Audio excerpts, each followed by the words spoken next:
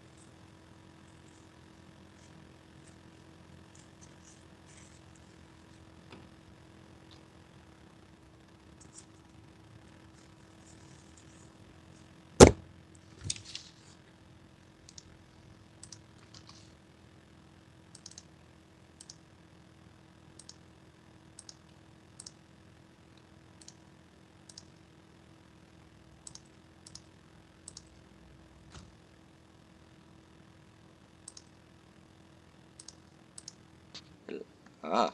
Aha. I can hear Aha. you. Aha. Ha ha! And I was thinking Aha. that all that weird electrical buzzing sound I was hearing was like something wrong with my sound settings. It was something Or wrong like, with my sound settings. yeah. Well, I haven't used this. I have a splitter connected to my audio device. I've never done that before. Well, here we go. Hello, everyone.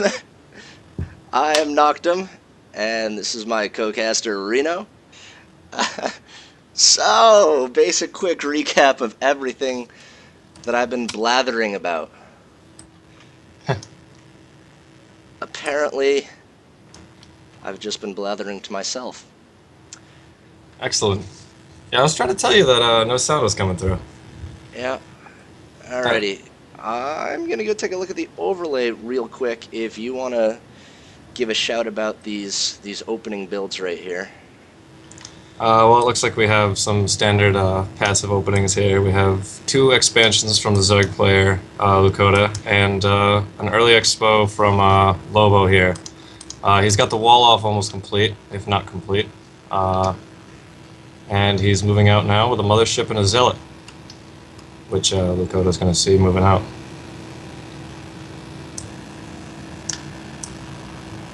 Interesting. For whatever reason, the overlay isn't quite lining up with the game. Just gonna hide that for now so we're not blocking anything, and hopefully you can get this sorted out.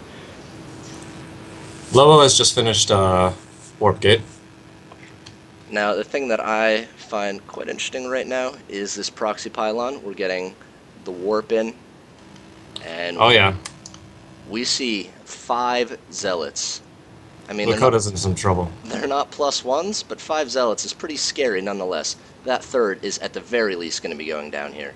Oh, I think Lucoda's in more trouble than that. All he currently has is a spawning pool. The Roach Warren, I guess, is going to be complete probably by the time that third's done, but he's still going to have to roll out some roaches. There's going to be a lot of zealots to deal with. Yep, Roach Warren has just finished up, but this third is going to go down completely uncontested. I mean, Absolutely. without scouting The the proxy fact, pylon has been taken out, although there's another one slightly farther back. yeah, not too much trouble there. I think for Lobo, he's got to be feeling pretty confident at this point.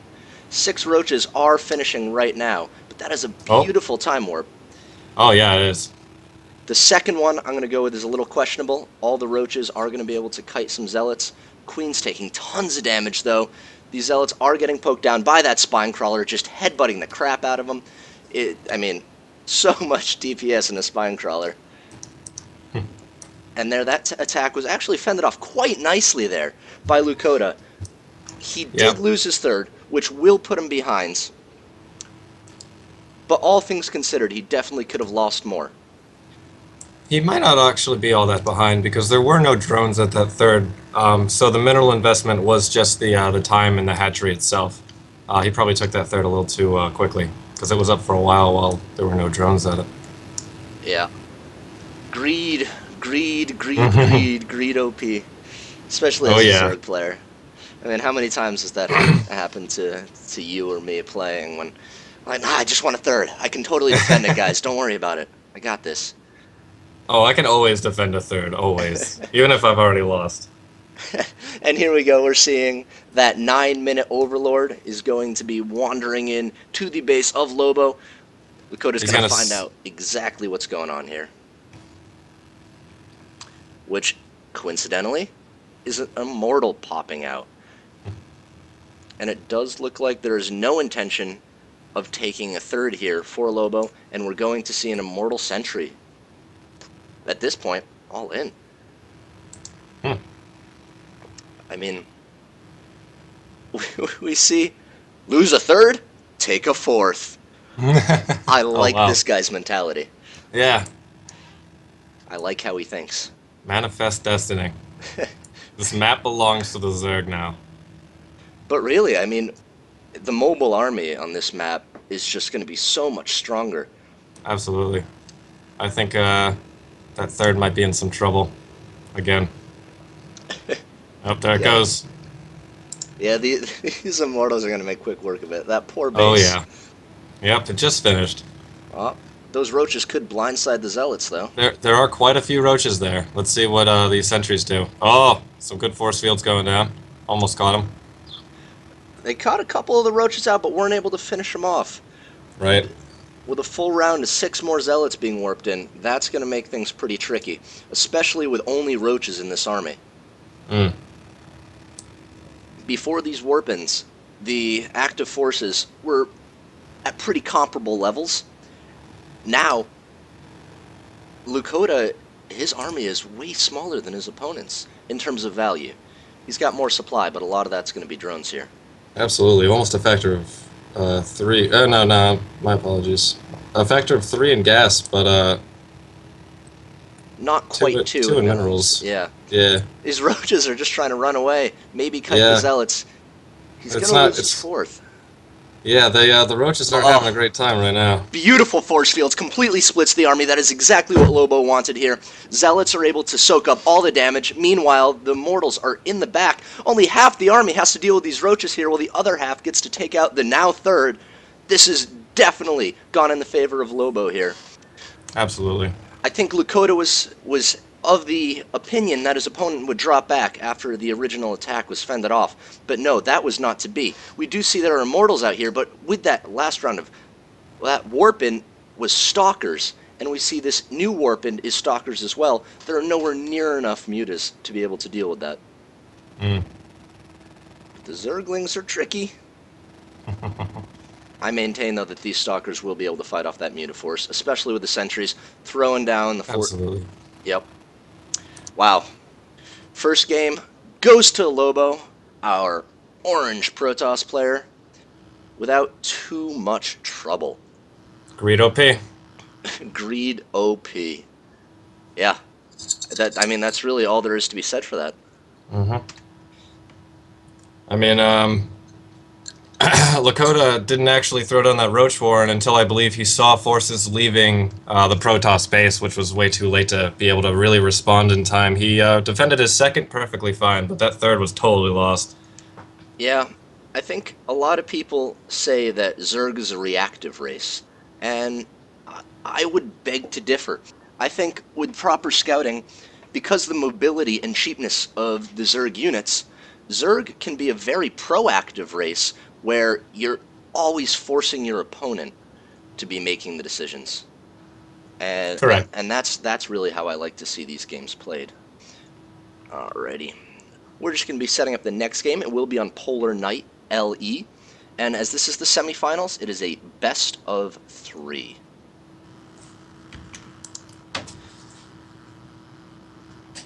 Alrighty. So do you think Lakota may try a slightly less economy-based strategy this game? Or do you think he's going to just try to defend a little harder? I think he's going to be a little more cautious before taking his third. Hmm. Well, he certainly took the third too early last game. Like I said, it was up there for quite a while he was still droning his second. And there were no spines or anything like that. He could have used that money to throw down that Roach Warren far earlier. He would have been completely prepared for those zealots if that had happened. Yep. Oh, it looks like they have a separate lobby.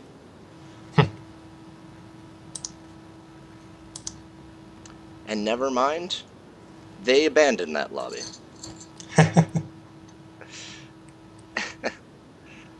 Everyone left their lobby, and then everyone left this lobby. Alright, let's try this again.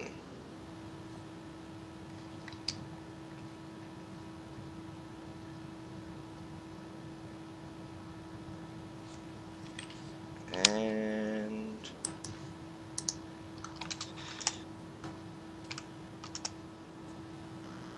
okay. Now everybody's in this lobby. We've got one still pending, but everybody is here. Ish. Maybe. Close.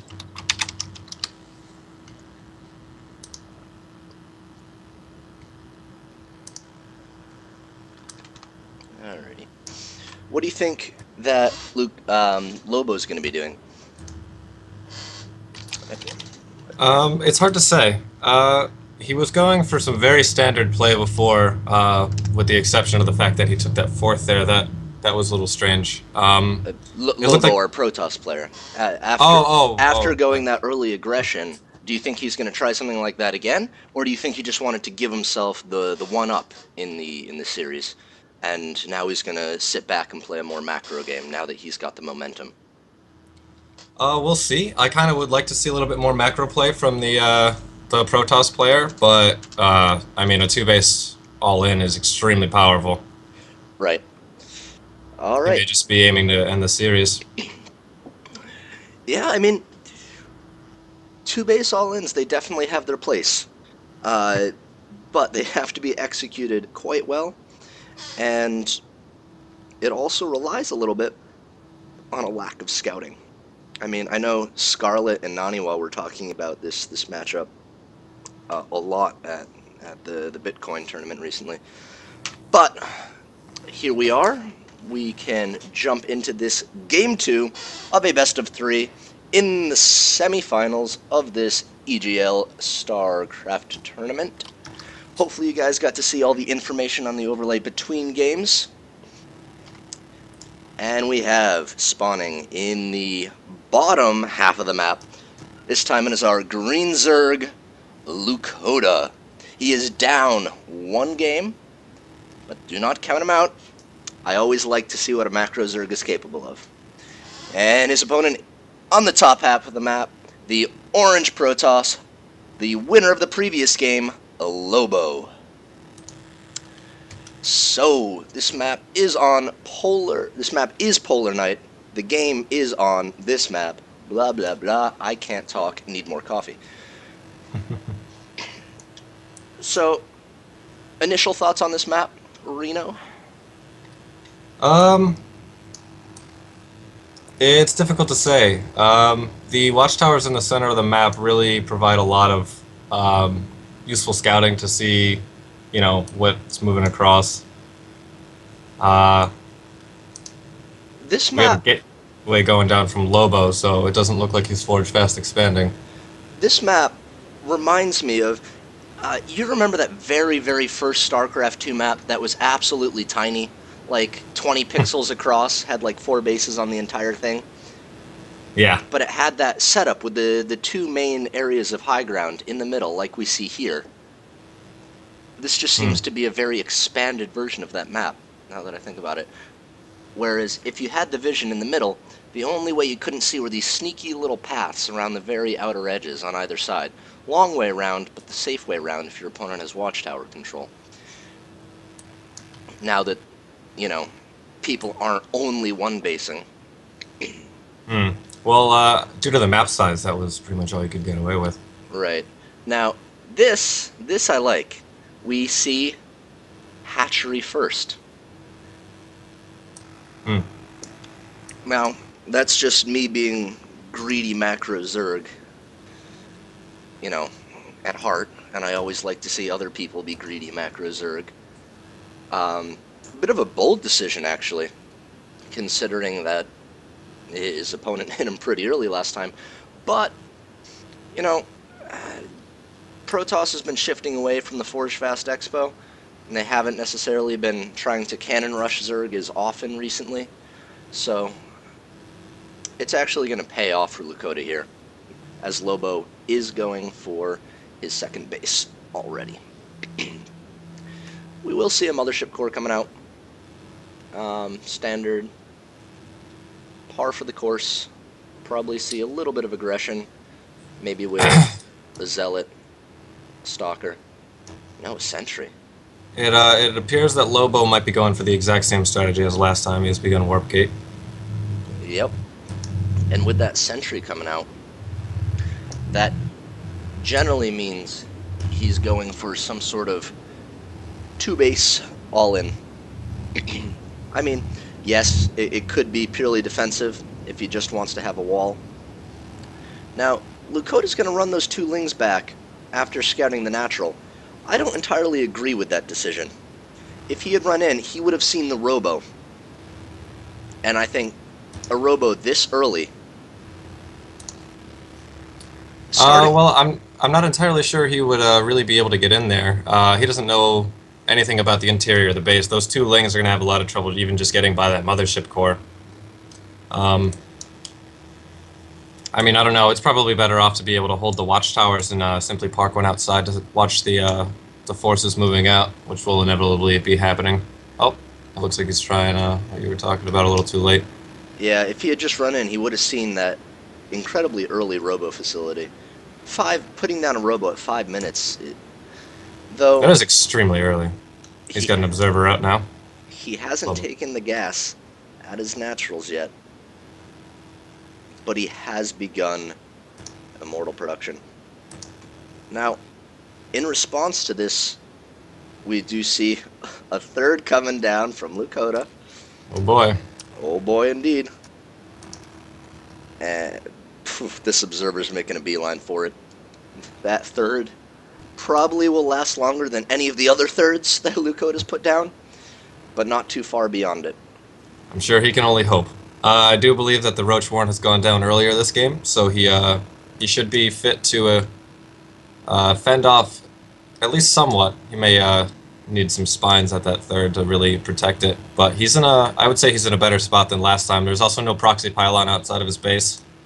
He's been really good about watching for probes. Yes, that he has.